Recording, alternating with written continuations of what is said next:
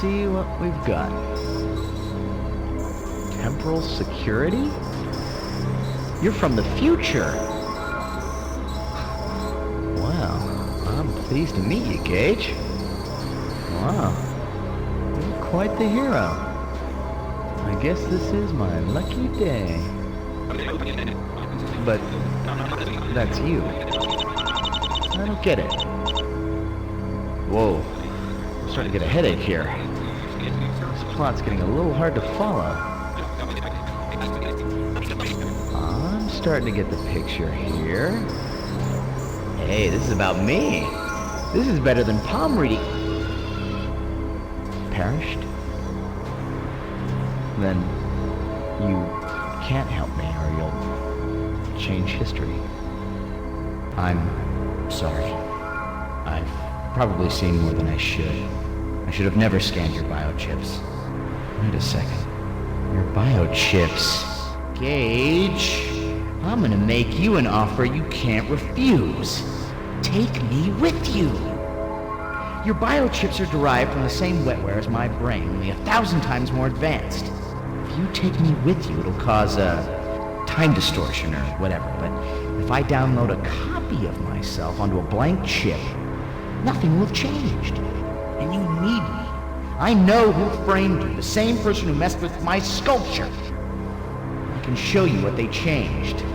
What do you think? Is it a deal?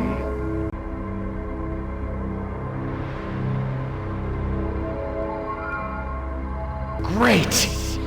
Oh, you're not gonna regret this, Gage. Now let's see. I should be able to transfer the data across optically from my core. This is gonna work. That means we've got to get you inside the Nexus, which of course is inconveniently detached from the station at the moment. How do we do this? The door release. The decompression should propel you across to the Nexus. I'll have to give you the override code. It's risky, but it's doable.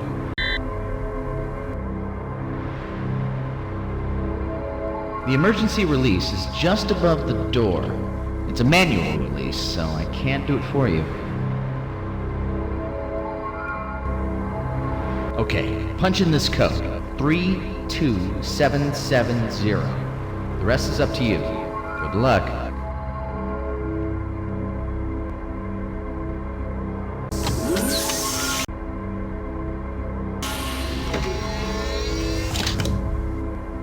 Emergency door release initiated. Please stand by.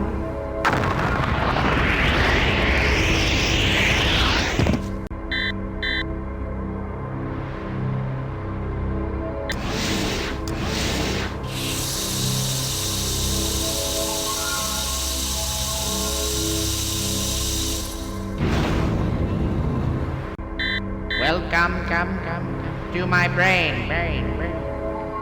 All that I am is contained in that sphere. To anyone who may be listening, my name is Dr. Kenneth Farnstein. I've made this recording in the event that anything should happen to me. This message is an appeal. 26 years ago, I undertook an experiment to create a new kind of artificial intelligence.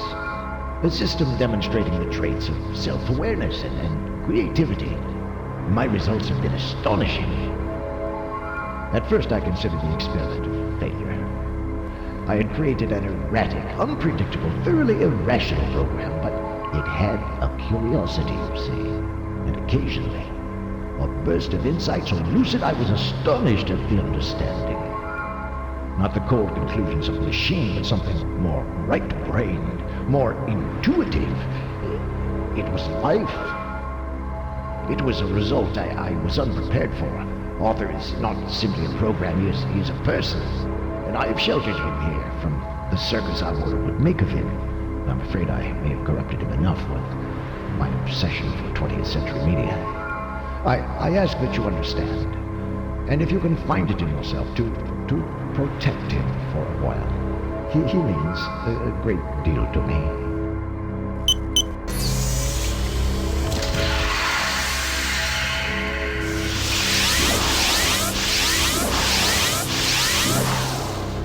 Not exactly flattering.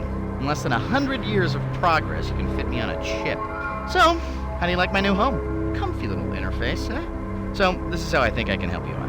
I couldn't figure out a way for you to ask me questions directly, but I've created a comment button that'll light up if I have something to offer. I've actually become pretty fascinated with art history and stuff, and by the looks of what your future self was researching, what I've studied could come in handy. I've also created a help button in case you get stuck on a problem. You know what they always say, 2 minds are better than 1. But hey, you're the detective. I'm sure you'll want to figure it out on your own before resorting to my help. There's more info in the chip's inventory description. You might want to check that out. As to our mutual friend, he was reprogramming one of my sculptures in the biomass processing module. I think he set up some sort of harmonics response, but the only way to find out for sure is to visit the scene of the crime. And that means getting to that part of the station. I gather you don't have control over where you jump to in a time zone, so it may be a trek. The accident really trashed that part of the station. In fact, we may want to come back to it later. Alright, so maybe it won't make much difference when we get to it, but to be totally honest, I'd much rather go somewhere other than back to the station my first trip out of here. You know what I mean? I could use a little adventure. Alright, Gage and Arthur's Big Adventure. I like the sound of that.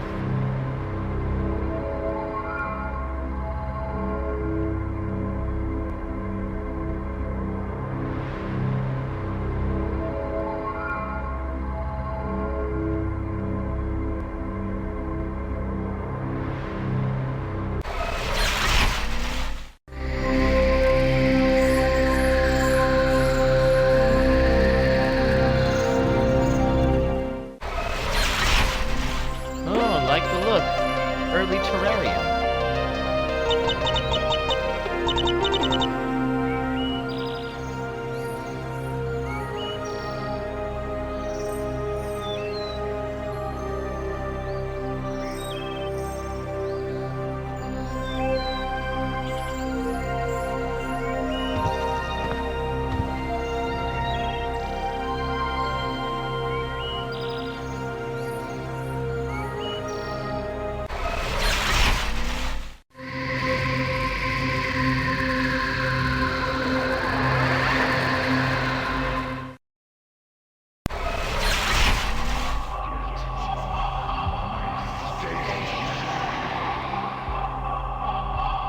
Well, somewhere under all that ceiling foam is the door to, well, what used to be the hydroponics module. Nothing special, just your garden variety greenhouse. Garden variety... sorry.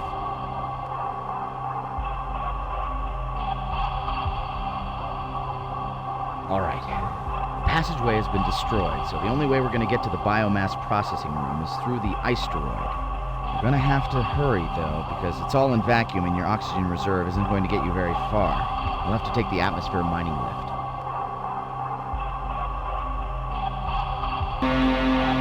Pressure variance too great. Door may not be opened until pressure is equalized. The airlock on the other side must still be pressurized. That's why this door won't open. I can put out an audio override code to bypass the safety interlocks, but the rest will be up to you. Here goes. Emergency door release initiated. Please stand by.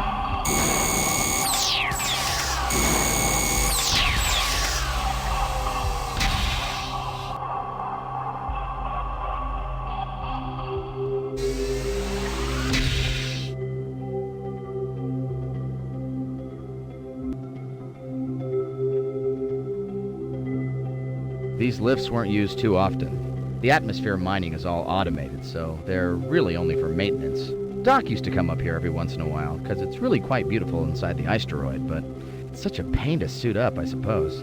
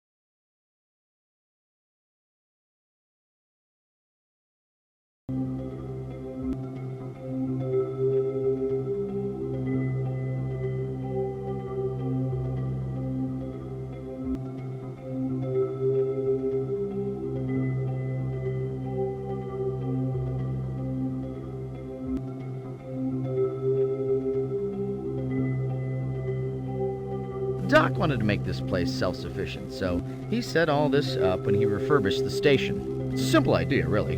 You capture a large asteroid composed mainly of water ice, bore through the center, and set up a mining rig on a cable track. The ice is mined away from the inside out and melted at the junctions at either end, then pumped down to the atmosphere plant on the station proper. There, some of it's broken down into oxygen for breathable air and hydrogen for the attitude jets and backup generator. This is mostly why Doc decided to move the station into orbit near Saturn's rings.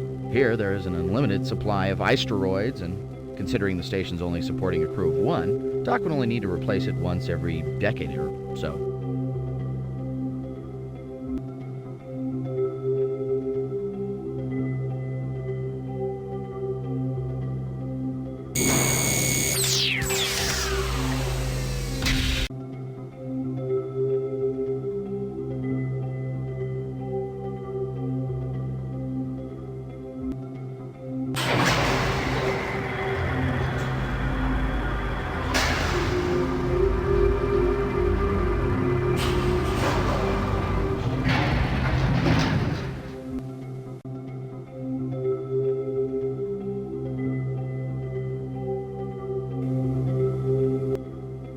This generates the gravitational field for the mass driver rings.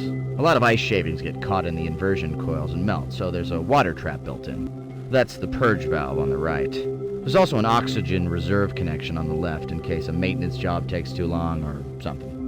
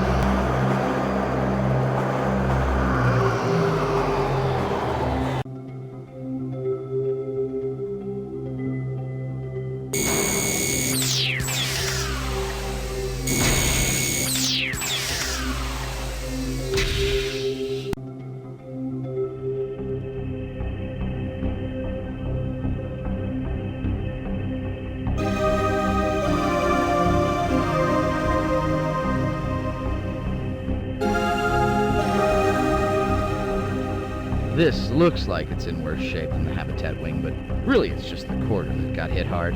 The lab was on the center section, though. It was sheared off completely and had my studio, and Doc was in the lab when the shower hit. I don't think it got hit directly, though. Just the section of the corridor it was attached to collapsed and it tumbled away.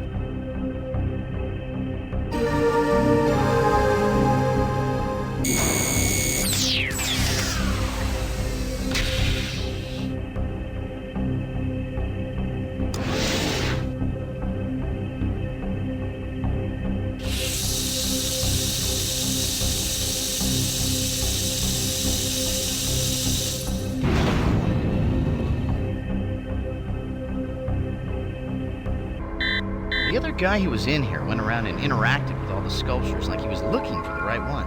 Funny, he really seemed to know what he was doing. The one he eventually settled on is at Programming Station C. You can call this the maternity ward. This is where I was born. The huge womb in the center is where the neurosynaptic polymer gel that makes up my brain mass is grown. Ringing it are the programming stations. Kinda homey, isn't it?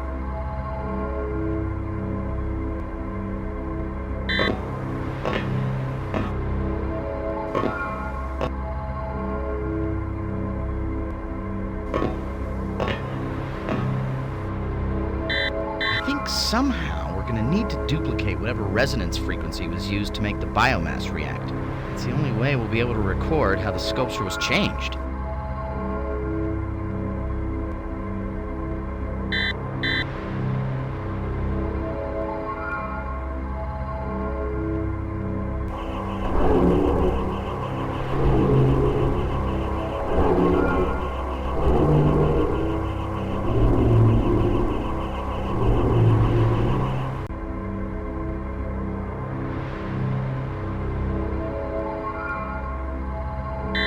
Well, this is the one. If you touch it, you can see what it's supposed to do.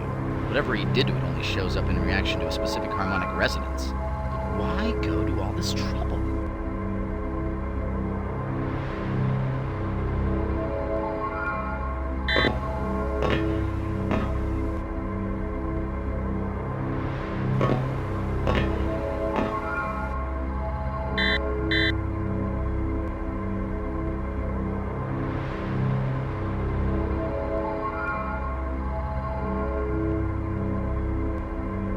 These stations are where the neurosynaptic polymer gel is programmed, sort of where my DNA is coded, I suppose.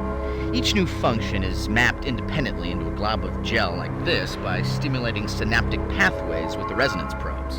Each program mass is then introduced to the parent nexus where it's assimilated and becomes part of the wetware, a little like an RNA injection.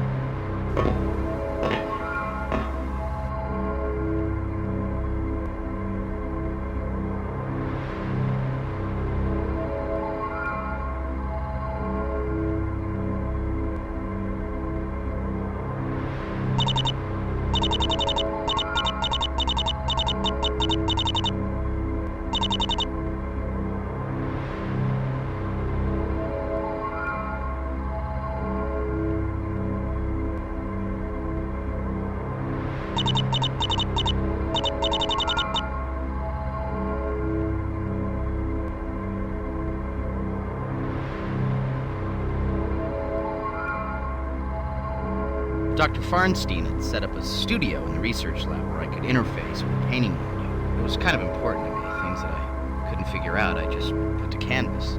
After the accident, I had a lot of things I wanted to work out, and the studio was just gone. I guess one day I sort of hit on the idea of using all of this raw material here. It gave me a lot of flexibility. It's a medium I'm familiar with. My own gray matter. Or green matter, I suppose. I guess I like the irony, too. The artist cannibalizing himself for his art.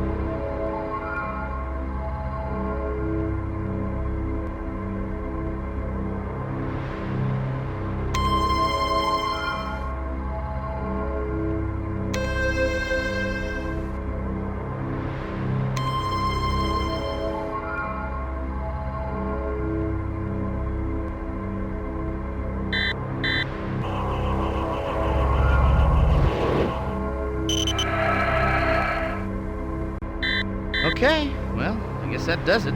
You know, for so long I dreamed of getting out of here. But now that I've gotten my wish, it's kind of strange to think that I'll never be able to come back. I'm gonna miss this place. Hold me, Gage.